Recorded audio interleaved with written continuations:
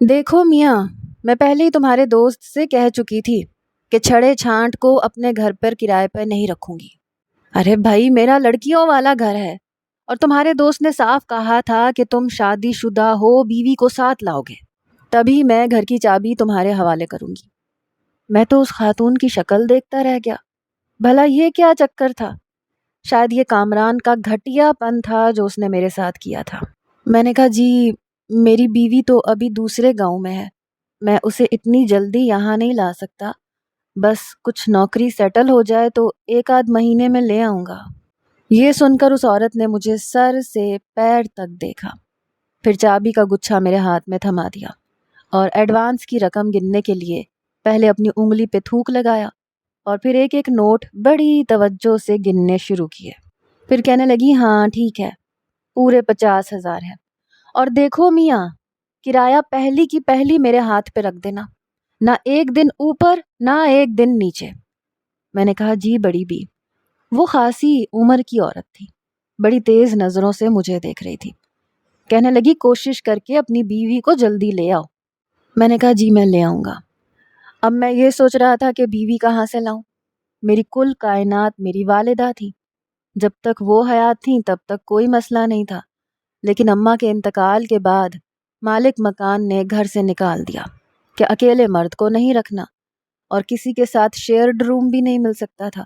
مجھے ایسے شیئرنگ سے بہت گھن آتی تھی، اس لیے سوچا تھا کہ بس کوئی ایسا مالک مکان مل جائے جس کی چھت پر چھوٹے چھوٹے 2 کمرے ہوں اور باقی کی چھت ہو ہوادار کھلی، کیونکہ چھوٹے چھوٹے گھٹن زدہ کمروں میں میرا دم گھٹتا تھا، اور یہ گھر بالکل میری عین مرضی کے مطابق تھا۔ لیکن چونکہ یہ گھر کامران کے توسط سے مجھے ملا تھا، تو اچانک اس نے میرے بارے میں کیا کہانیاں کہی تھیں۔ میری زندگی میں کوئی لڑکی تھی ہی نہیں، اور شادی کا میرا کوئی خاص ارادہ نہیں تھا، کیونکہ تنخواہ بیوی کی اجازت نہیں دیتی تھی۔ آج کل کی لڑکیوں کے نخرے اور اخراجات بہت زیادہ ہیں۔ انہیں لڑکا وہ اچھا لگتا ہے جس کا اپنا گھر ہو، اپنی گاڑی ہو، بینک بیلنس ہو، سب کچھ ہو، اور یہ کرتے کرتے لڑکا لڑکا نہیں رہتا بلکہ 2 بچوں کا باپ لگنے لگتا ہے۔ پھر اس پر بھی ان کو اعتراض ہوتا ہے کہ لڑکے کی عمر زیادہ ہے۔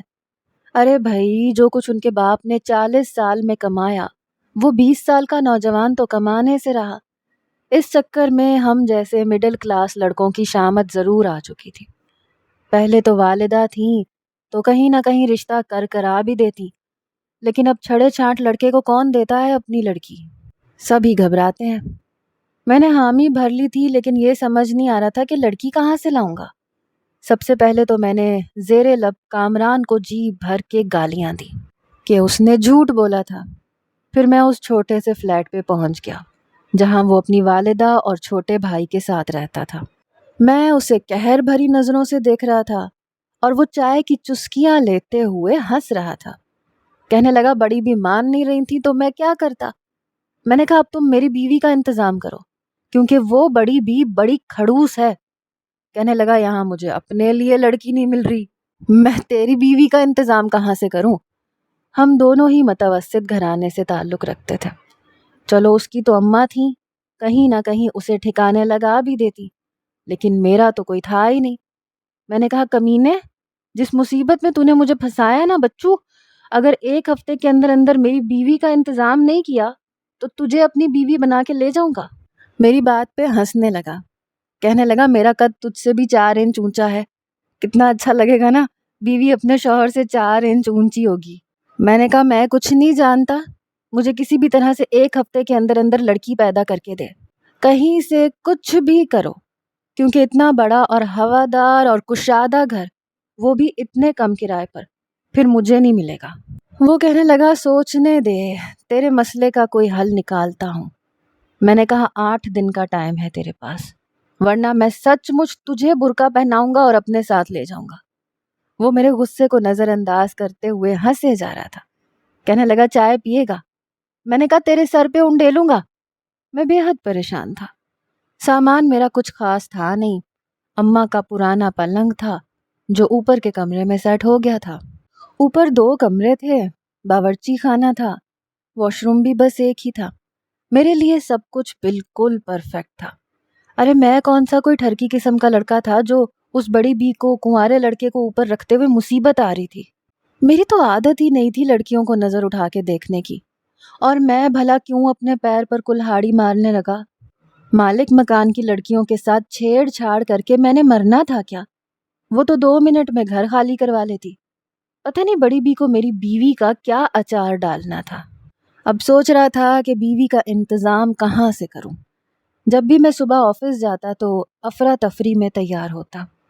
ایک بار نیچے اترا تو سامنے تخت پر بیٹھی بڑی بی کہنے لگی، بات سن ذرا۔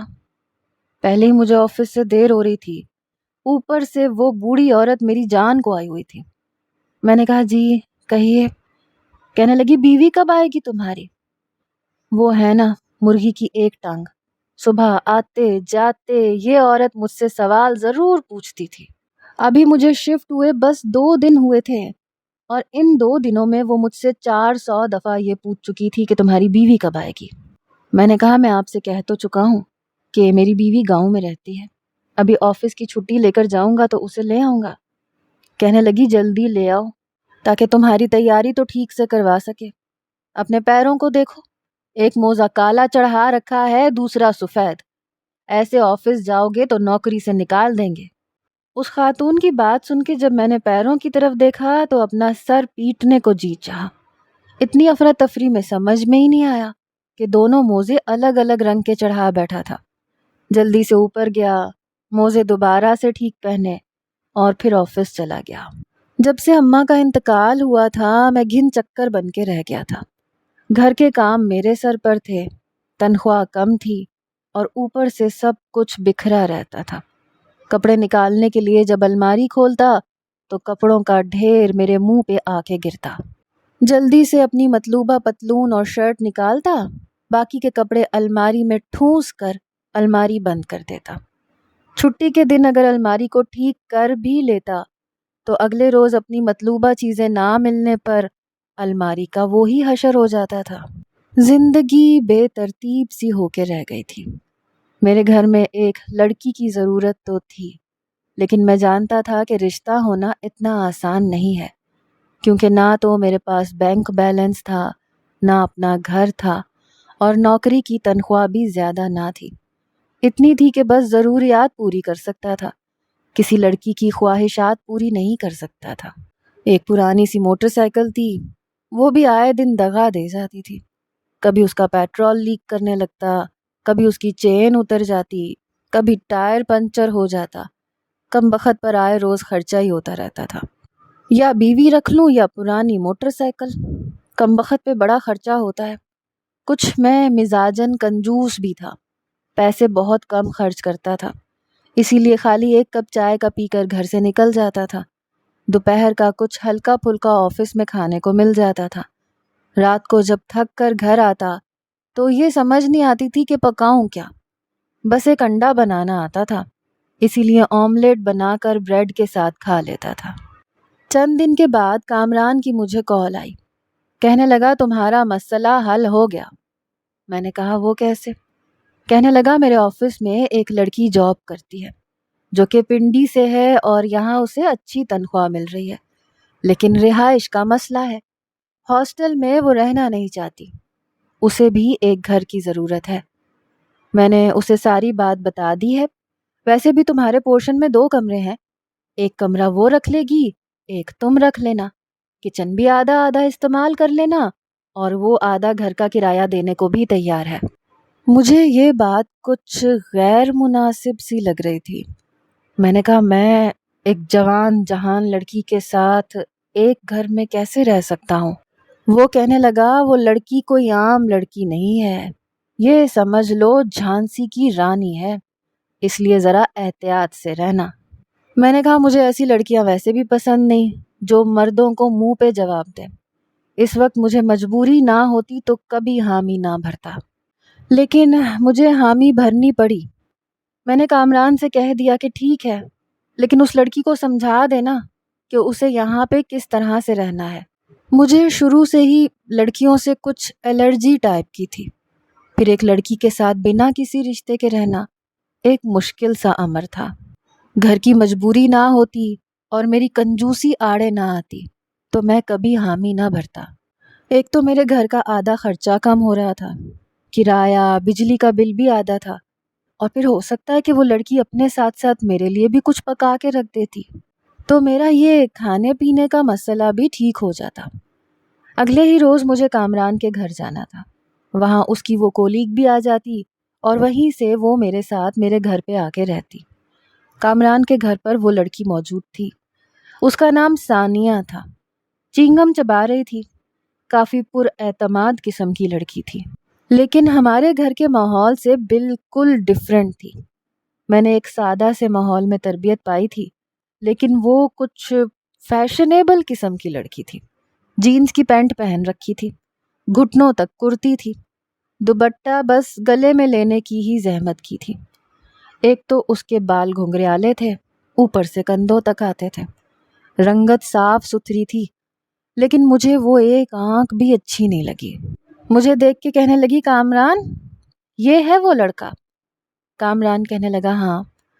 اس نے سر سے لے کر پیر تک بڑی تنقیدی نظر سے مجھے 5 منٹ تک دیکھا، پھر کہنے لگی، ٹھیک ہے، اسے تو میں ہینڈل کر سکتی ہوں۔ میں نے حیرت سے اسے دیکھا۔ میں نے کہا، اس نے مجھے کیا ہینڈل کرنا ہے؟ یہ مجھے سمجھ کیا رہی ہے؟ پھر اس نے اپنی جیب سے ایک پیپر نکالا، کہنے لگی، یہ میری شرائط ہیں، انہیں پڑھ لو اور اس پہ سائن کر دو۔ میں نے وہ پیپر پکڑا۔ اس کے اوپر نمبر وائز بہت کچھ لکھا تھا، یہ کہ میں اپنے کام خود کروں گا، وہ اپنے کام خود کرے گی۔ جس کمرے میں وہ رہے گی وہاں میرا آنا جانا بالکل نہیں ہوگا۔ گھر کی صفائی ایک دن وہ کرے گی، ایک دن میں کروں گا۔ کھانا وہ اپنا پکائے گی، میں اپنا پکاؤں گا۔ فریج ہم آدھا آدھا استعمال کریں گے، بجلی کا بل بھی آدھا دیں گے۔ باقی مالک مکان کے سامنے وہ میری بیوی کی ایکٹنگ کرنے کے لیے تیار تھی، لیکن اس کے علاوہ میں پورے 10 فٹ کا فاصلہ رکھ کر اس سے بات کروں گا۔ کبھی بھی تنہائی کا موقع اٹھا کر اس کے قریب آنے کی کوشش نہیں کروں گا، اور ایسا میرا کوئی ارادہ بھی نہیں تھا۔ اتنی بھی کوئی وہ حور پری نہیں تھی۔ میں نے اس کا اسٹیمپ پیپر پڑھ کے اس پہ سائن کر دیا۔ پھر وہ اٹھ کر میرے ساتھ جانے کے لیے تیار تھی۔ میں نے کہا، یوں نہیں۔ کہنے لگی، کیا مطلب؟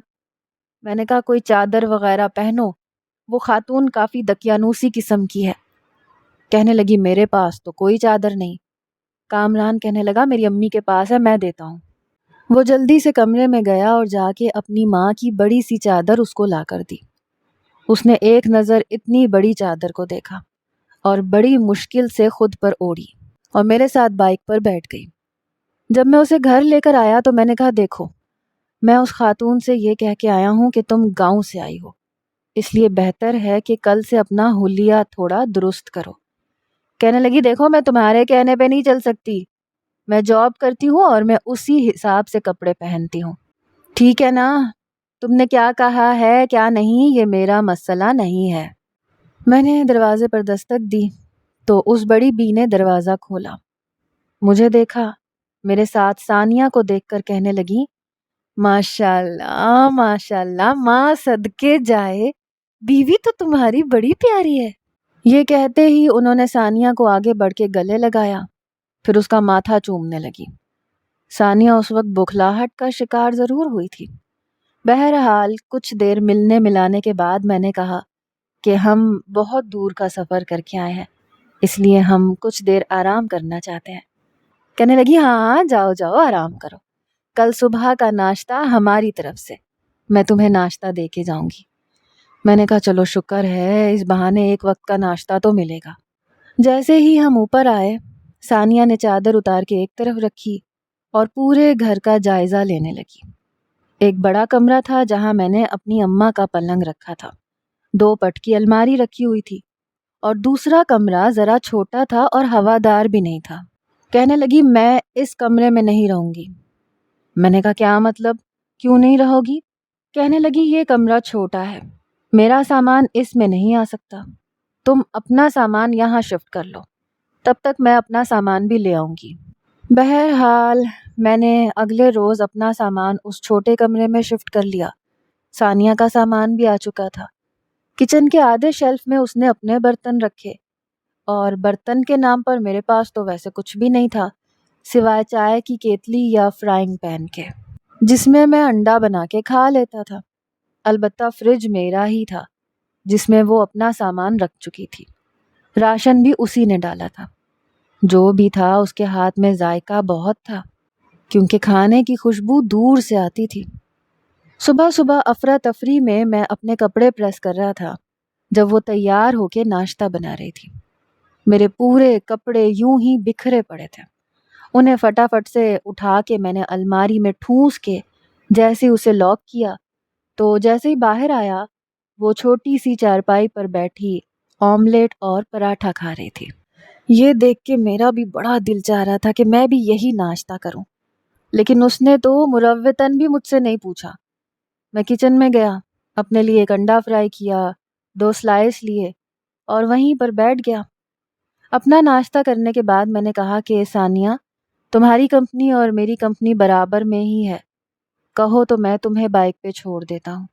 میں نے کہا کہ اگر میں اس پہ ایک چھوٹا سا احسان کر دوں تو یقیناً بدلے میں وہ بھی شاید کھانے اور ناشتے کی ذمہ داری اٹھا لے گی۔ کہنے لگی جی نہیں، مجھے بس میں سفر کرنے کی عادت ہے، میں ویسے کمفرٹیبل رہتی ہوں، لڑکوں کے ساتھ بائک پہ بیٹھنا مجھے پسند نہیں ہے۔ میں نے کہا نہیں تو نہ صحیح۔ وہ لڑکی کافی تیز قسم کی تھی۔ آفس سے جب میں واپس آتا اپنا کھانا پکا کے کھا پی کے فریج میں رکھ چکی ہوتی تھی، اور اس کی خوشبوئیں سونگھ سونگھ کے میں اپنا دل جلا کے انڈا کھاتا تو وہ مجھے بالکل بھی اچھا نہیں لگتا تھا۔ کبھی بازار سے کھانا لے آتا تھا لیکن کھانے کو جی ہی نہیں چاہتا تھا۔ میں نے سوچا اس لڑکی سے کوئی ڈیل کر لیتا ہوں، راشن کے آدھے پیسے اسے دے دیا کروں گا، اسے کہوں گا کھانا میرے لیے بھی بنا دیا کرے، بے شک پیسے لے لے تاکہ یہ روز روز انڈوں سے تو میری جان چھوٹے۔ وہ کچن میں کھڑی اپنے لیے چائے بنا رہی تھی، کیونکہ سردیوں کا موسم شروع ہو گیا تھا۔ چائے کا تو میرا بھی بڑا جی چاہ رہا تھا۔ میں کچن میں آیا، کہنے لگی میں تم سے پہلے بھی کہہ چکی ہوں جب میں کچن میں کام کروں تو تم نہیں آؤ گے، اور جب تم کرو گے تو میں نہیں آؤں گی، چلو شاباش باہر نکلو۔ میں نے کہا مجھے تم سے بات کرنی ہے۔ کہنے لگی جلدی سے بولو کیا کہنا ہے۔ ابھی بھی چینگم چبا رہی تھی۔ میں نے کہا اگر میں آدھے راشن کے پیسے دے دوں تو کیا تم میرے لیے کھانا بنا سکتی ہو؟ دیکھو مجھے سوائے آملیٹ کے کچھ بنانا نہیں آتا، اور روز روز آملیٹ میں کھا نہیں سکتا، پلیز۔ میں نے ملتجی لہجے میں کہا۔ کہنے لگی ٹھیک ہے، مجھے منظور ہے، بلکہ ایسا کرو گھر کا پورا کرایہ تم دو، میں تمہیں فری میں کھانا بنا کے دے دوں گی۔ میں نے کہا ٹھیک ہے، ڈن ہے۔ کہنے لگی تمہارا نام کیا ہے؟ میں نے کہا فرحان۔ کہنے لگی ٹھیک ہے۔ پھر میں نے کہا چائے تو تم بنا رہی ہو، 1 کپ میرے لیے بھی بنا دو۔ اس نے 1 کپ مجھے بھی چائے بنا کے دے دی۔ اگلے روز میں نے راشن کا کافی سامان لا کر اسے دے دیا۔ کام میں بڑی تیز تھی، فٹافٹ سارے کام کر لیا کرتی تھی۔ ایک بار میں گھر آیا تو گھر کا نقشہ دیکھ کے حیران رہ گیا۔ اس نے اپنے ساتھ ساتھ میرے بھی کپڑے دھو کے رکھے ہوئے تھے، رسی پر پھیلائے ہوئے تھے۔ جب میں اپنے کمرے میں گیا تو چادر بھی بچھی ہوئی تھی، الماری میں سارے کپڑے ترتیب سے رکھے ہوئے تھے۔ میں بڑا خوش ہوا۔ کہنے لگی آج میرے آفس کی چھٹی تھی، میں نے سوچا گھر کا کام کر لوں۔ تمہارا کمرہ کم اور کباڑ خانہ زیادہ لگتا تھا، اور مجھے بے ترتیبی بالکل پسند نہیں۔ میں نے کہا کیا کروں، چھڑے چھانٹوں کی بھی کیا کوئی زندگی ہوتی ہے، جلدی جلدی میں جو ملتا ہے پہن جاتا ہوں، اور جب کوئی چیز نہیں ملتی تو پھر سب کچھ الٹ پلٹ ہو جاتا ہے۔ کہنے لگی تو شادی کر لو۔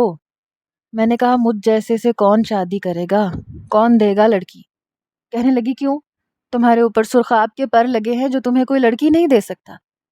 میں نے کہا دیکھو، نہ میری کوئی بہن ہے، نہ بھائی ہے، نہ میری ماں زندہ ہے۔ اب قریبی رشتے تو یہی ہوتے ہیں نا، دور کے رشتے دار بھلا میری کیا گارنٹی دیں گے؟ اور کوئی اپنی بیٹی یوں ہی تو نہیں دے گا، اکیلے لڑکے کو کون بیٹی دیتا ہے؟ کہنے لگی ہاں یہ تو ہے۔ میں نے کہا تم اکیلی کیوں رہتی ہو؟ کہنے لگی میری تو مجبوری ہے، لیکن میرے اپنے سب لوگ ہیں، بہن بھائی ماں باپ ہیں، میں سب سے بڑی ہوں، ابا بیمار رہتے ہیں، سب گاؤں میں رہتے ہیں، اس لیے میں شہر نوکری کرنے آئی ہوں۔ سارے پیسے میں گھر والوں کو بھجواتی ہوں۔ چھوٹے بہن بھائی پڑھ رہے ہیں۔ جب تک چھوٹا بھائی اپنے پیروں پہ کھڑا نہیں ہو جاتا، ساری ذمہ داری میرے کندھوں پر ہے، اور مجھے ہاسٹل میں رہنا مناسب نہیں لگتا۔ میں نے کہا کیوں؟ وہاں تو کافی کم خرچہ ہوتا ہوگا۔ کہنے لگی نہیں، تمہیں نہیں پتا ہاسٹل میں کیا کچھ ہوتا ہے۔ کہنے لگی میں وہاں رہ چکی ہوں، مجھے وہاں کا ماحول اچھا نہیں لگا، اسی لیے میں نے تمہارے ساتھ رہنے میں حامی بھر لی، کیونکہ کامران نے کہا تھا کہ تم بہت شریف ہو۔ میں نے کہا ہاں وہ تو میں ہوں، لیکن ہاسٹل میں کیا مسئلہ تھا؟ کہنے لگی وہ میں نہیں بتا سکتی، لیکن بہرحال ہاسٹل کا ماحول اچھا نہیں تھا۔ پھر کہنے لگی دیکھو میں منگنی شدہ بھی ہوں، اس لیے لائن مارنے کی بالکل بھی کوشش مت کرنا۔ اس کی اس بات نے مجھے حیرت میں مبتلا کیا تھا۔ میں نے کہا دیکھو میرا ایسا کوئی ارادہ بھی نہیں ہے، ٹھیک ہے میری ماں زندہ نہیں ہے لیکن میں خاندانی قسم کا لڑکا ہوں، ایسا نہیں ہوں۔ کہنے لگی تمہیں انفارمیشن دینا میرا کام تھا، اس لیے میں نے دے دی، کہیں شاید تم یہ سمجھو کہ اکیلی لڑکی ہے، میرے چھوٹے موٹے کام کر دیتی ہے، تو خواہ میں کسی خوش فہمی میں مبتلا مت رہنا۔ میں نے کہا مجھے ایسا کوئی شوق بھی نہیں ہے، میرے سارے اچھے خاصے موڈ کا بیڑا غرق کر دیا تھا اس نے۔ میں ایسا سوچ بھی نہیں رہا تھا، خواہ پتہ نہیں کیا ثابت کرنا چاہتی تھی۔ بہرحال کچھ دن کے بعد نیچے کی بڑی بی نے مجھے پھر بلا لیا۔ کہنے لگی بات سنو میاں، میری بیٹی کی شادی ہے، ہمارے کچھ مہمان آ رہے ہیں۔ میں نے کہا تو پھر میں کیا کر سکتا ہوں؟ کہنے لگی تمہارا ایک کمرہ ہمیں اپنے مہمانوں کے لیے چاہیے ہوگا، اور ویسے بھی تم دونوں میاں بیوی تو ایک کمرے میں رہتے ہو، دوسرا کمرہ تو خالی رہتا ہوگا۔ بس 8 دن کی بات ہے، 8 دن رات کو وہ مہمان تم لوگوں کے کمرے میں سو جائیں گے، مجھے نہیں لگتا کہ تمہیں کوئی اعتراض ہونا چاہیے۔ اب میں تو چپ سا ہو کے رہ گیا۔ جب اوپر جا کر یہ بات میں نے ثانیہ سے کہی تو وہ تو ہتھے سے اکھڑ گئی۔ کہنے لگی یہ کیا بات ہوئی؟ دیکھو میں ایسی کسی بات کو نہیں مانوں گی، کیا یہ عورت پاگل ہے؟ جب گھر کرائے پہ دے دیا، کرایہ بھی ہم پورا دے رہے ہیں، تو پھر ہم اسے اپنا کمرہ کیوں دیں؟ میں نے کہا تم جا کے خود بات کر لو، میں کیا کہہ سکتا ہوں؟ کہنے لگی تم چپ چاپ منہ میں الائچی ڈال کے اس بڑی بی کی بات سن کے اوپر آ گئے، تو تمہارے منہ میں زبان نہیں تھی؟ یہ کہو کہ تمہاری اپنی نیت میں فطور تھا، تم تو ایسے کسی موقع کی تلاش میں تھے۔ میں نے کہا او میڈم، اپنا دماغ کا اوپر کا اسکریو کیا ڈھیلا ہے کیا تمہارا؟ اسے نہ ٹائٹ کر لو تو بہتر ہوگا۔ تم چیز کیا ہو پہلے مجھے یہ بتاؤ۔ میں نے کہا کبھی آئینے میں دیکھا ہے تم نے خود کو؟ بال دیکھو، ایسے لگتا ہے چڑیا کا گھونسلہ۔ نین نقش دیکھے آپ نے؟ بالکل بھی اچھے نہیں لگتے۔ تم بالکل بھی میری پسند کی نہیں ہو، مجھے سیدھے لمبے سلکی بالوں والی لڑکیاں پسند ہیں، اور وہ بھی خوبصورت۔ دیکھ لینا جب میری بیوی کو دیکھو گی نا تو دانتوں کے نیچے انگلیاں دباؤ گی، بڑی آئی خود کو لیڈی ڈیانا سمجھتی ہے۔ جاؤ جا کے نیچے بڑی بی کو جو کہنا ہے جا کے کہو، کیونکہ میں تو یہ گھر چھوڑنے والا نہیں ہوں۔ میں اسے حیران اور متعجب چھوڑ کر اپنے کمرے میں چلا گیا۔ کچھ دیر بعد وہ آئی، کہنے لگی میں یہ گھر چھوڑ کے جا رہی ہوں، میں اپنا انتظام کہیں اور کر لوں گی۔ یہ کہہ کے بار بار اپنے آنسو صاف کر رہی تھی۔ اب میں تو ہڑبڑا کے اٹھا، میں سوچ بھی نہیں سکتا تھا کہ وہ ایسا کوئی قدم اٹھا سکتی ہے۔ اگر وہ گھر سے باہر جاتی تو مطلب مجھے بھی گھر سے نکلنا پڑتا۔ میں فوراً سے اٹھ کے اس کے پاس آ گیا۔ وہ اپنے کمرے میں گئی، بیگ نکالا، اپنے کپڑے رکھنے لگی۔ کہنے لگی فی الحال میں اپنی ایک دوست کے گھر جا رہی ہوں، کل شام تک اپنا سامان اٹھوا لوں گی۔ میں اس کے پاس آ گیا۔ میں نے کہا گھر چھوڑ کے کیوں جا رہی ہو؟ کیا پاگل ہو گئی ہو؟ تم اگر گھر چھوڑ کے چلے گی تو مجھے وہ بڑھیا نکال دے گی۔ کہنے لگی تو میں کیا کروں؟ ایک تو تمہارے گندے بدبودار کپڑے میں دھوتی ہوں، تمہارے کمرے کی صفائی کرتی ہوں، کھانا بناتی ہوں، اور تمہیں میرے بال چڑیا کے گھونسلے جیسے لگتے ہیں۔ میں نے کہا نہیں نہیں ایسا کچھ نہیں ہے، وہ غصے میں کہہ گیا تھا، غصے میں مجھے بکواس کرنے کی عادت ہے۔ تم بہت پیاری ہو، بہت خوبصورت ہو، سچی۔ دیکھو پلیز میری بات سنو، تم کہیں نہیں جا سکتی۔ کہنے لگی میں جا رہی ہوں۔ اس سے پہلے کہ وہ باہر نکلتی میں اس کے سامنے ہاتھ پھیلا کے کھڑا ہو گیا۔ میں نے کہا میں تمہیں نہیں جانے دوں گا۔ اچھا ٹھیک ہے، آئی ایم سوری، میں نے کان پکڑ لیے۔ پھر کہیں جا کے اس کا غصہ ٹھنڈا ہوا۔ میری اس نے ایک ہی رات میں توبہ کروا دی۔ بہرحال بڑی مشکل سے وہ مانی۔ اگلے ہی روز بی بی جان کے مہمان آ گئے، جو دن کے وقت تو نیچے رہتے تھے، البتہ رات کو سونے کے لیے انہیں کمرہ چاہیے تھا، اس لیے مجھے اپنے کمرے کی قربانی دینی پڑی۔ لیکن ایک کمرے میں ہم دونوں کا رہنا واقعی اتنا آسان نہیں تھا جتنا میں سمجھ رہا تھا۔ کمرے میں نہ تو کوئی صوفہ تھا اور نہ ہی زمین پر اتنی جگہ کہ کوئی بستر بچھایا جاتا، اور ایک اجنبی لڑکی کے ساتھ میں ایک کمرے میں نہیں سو سکتا تھا۔ بڑی مشکل سے میں نے زمین پر لحاف بچھا کے تکیہ رکھا اور سونے کی کوشش کرنے لگا۔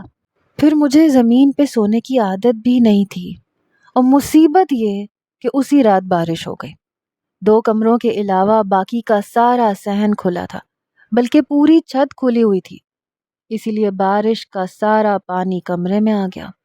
میرا تو زمین پہ لیٹنا محال ہو چکا تھا۔ میں اٹھ کے کھڑا ہو گیا، تکیہ بھی بھیگ چکا تھا اور لحاف بھی، اور ساتھ ساتھ میں بھی۔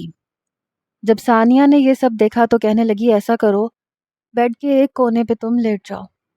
میں نے اپنا تکیہ ایک کرسی پہ رکھ دیا کیونکہ وہ تو کافی بھیگ چکا تھا، اور خود بیڈ کے ایک کونے پر لیٹ گیا۔ لیکن برا ہو کہ اس وقت لائٹ چلی گئی۔ ایک طوفانی بارش، اوپر سے لائٹ بند، ایک کمرے میں اور وہ لڑکی اکیلی۔ اس کمرے میں اگر تیسرا کوئی ہمارے بیچ تھا تو وہ شیطان تھا، جو مجھے گناہ کرنے کے لیے اکسانے لگا۔ جیسے ہی بجلی چمکتی وہ خوفزدہ سی ہو جاتی، حالانکہ ڈرپوک قسم کی لڑکی نہیں تھی وہ۔ کھڑکی سے جب بجلی کی چمک اس کے چہرے پر پڑتی تو اس کا عام سا چہرہ مجھے بڑا خاص لگنے لگتا۔ اس وقت وہ مجھے کسی اپسرا سے کم نہیں لگ رہی تھی۔ اس کے گھنگریالے بالوں کی لٹ اس کے چہرے کو چھو رہی تھی، اور میرا دل تھا کہ بس پاگل ہوئے جا رہا تھا۔ بار بار کی گرج چمک سے وہ کچھ خوفزدہ بھی تھی، بار بار کروٹیں بدل رہی تھی، کبھی خوف سے بیڈ کی چادر کو اپنی مٹھی میں دبوچ لیتی، شاید چہرے پہ خوف چھایا ہوا تھا۔ میرا دل سینے میں ادھم مچا رہا تھا۔ میں نے زبردستی آنکھیں بند کر لی، لیکن نیند بالکل اڑ چکی تھی۔ اس کے خوف سے کپ کپاتے ہونٹ دیکھ کر میں سارا لحاظ بھولنے لگا۔ میں تو یہ سمجھتا تھا کہ لڑکی چاہے جیسی مرضی حسین ہی کیوں نہ ہو، مجھے گناہ پہ اکسا نہیں سکتی۔ میری یہ بات بالکل غلط ثابت ہو رہی تھی۔ تیز بارش نے میرے اندر کے شیطان کو شاید جگا کے رکھ دیا تھا۔ میرے تو دل و دماغ پر اس وقت شیطان حاوی ہو چکا تھا، اس لیے میں اس لڑکی کے قریب ہو گیا۔ اس سے پہلے کہ وہ چیختی چلاتی، میں نے اس کے منہ پر ہاتھ رکھا اور پھر اس کی